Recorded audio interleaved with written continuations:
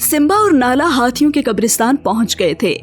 वो दोनों कुछ डरे हुए स्केर्ड थे, मगर सिम्बा मजीद जानना चाहता था।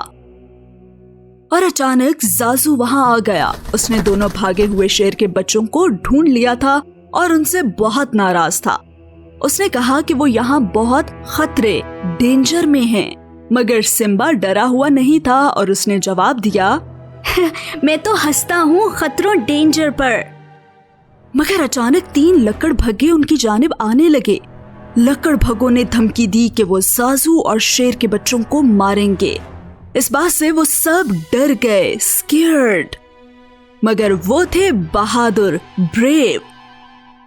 जाजू उड़ गया ताकि मदद की तलाश करे, जबकि सिम्बा और नाला भागे तेज, फास्ट लकड़भगों से बचने के लिए।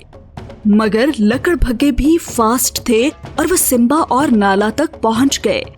वो शेर के बच्चों को मारने ही वाले थे कि अचानक एक जोरदार धाड़ गूंजी।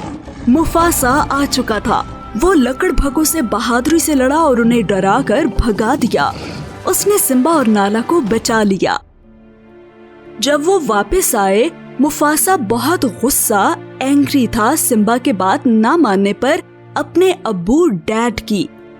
उसने नाला और जाजू को घर भेज दिया ताकि वो बात कर सके अपने बेटे सन से। सिम्बा को बुरा लगा। उसे मालूम था कि उसने कुछ गलत किया है। वो आहिस्ता से आया अपने डैड के पास।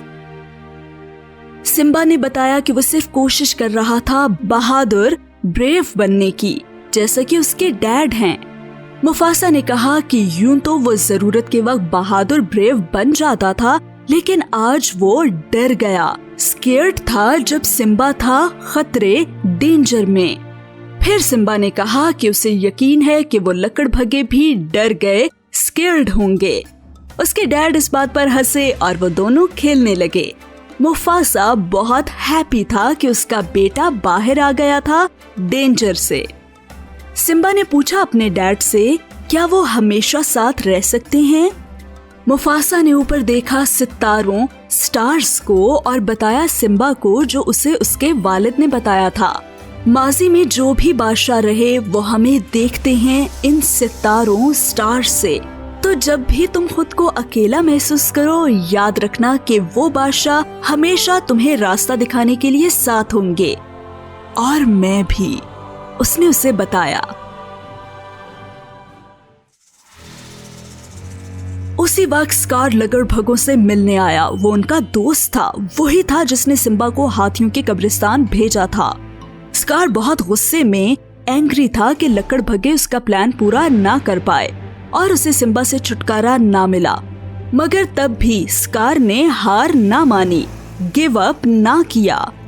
उसने वफादार लकड़भगों की फौज जमा की ताकि वो मदद करे मुफासा को तख्त से उतारने में। वो सिम्बा से छुटकारा हासिल करके इस पूरी जमीन पर काबिज हो जाता और इसी तरह स्कार बन जाता बादशाह, किंग। क्या स्कार का शैतानी मंसूबा कामयाब होगा? जानते हैं अगले हिस्से में।